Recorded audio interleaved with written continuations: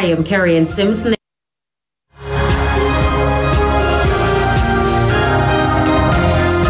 Primetime news this evening. NEPA takes legal action in Rio Cobre oil spill and Kingston Harbor fish kill. Airports plan for more e-gates as winter tourist season officially begins. And later, cell phone recordings to be accepted as evidence in Beachy Stout murder trial. Good evening and welcome to Primetime News. We're live on air and online at onespotmedia.com and also to our viewers on TVJ International in the Cayman Islands. I'm Herman Green. And I'm Janella Precious, also with a preview of what's to come in the financial week. Here's Javon Keys.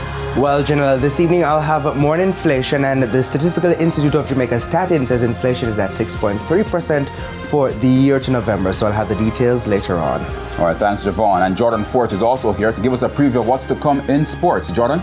Well, Herman, with just less than a month to go now until the JFF elections are held next year, the Real Solid Action team of Raymond Anderson, the presidential challenger, launched its manifesto yesterday. I'll give you the details on that. And of course, the historic award-winning Jaden Hibbert.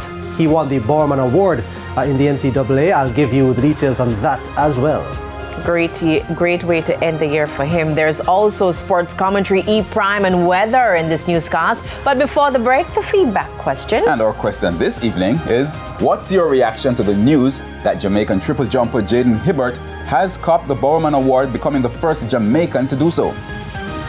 You can share comments online, facebook.com/televisionjamaica and post on X at TVJ News Center.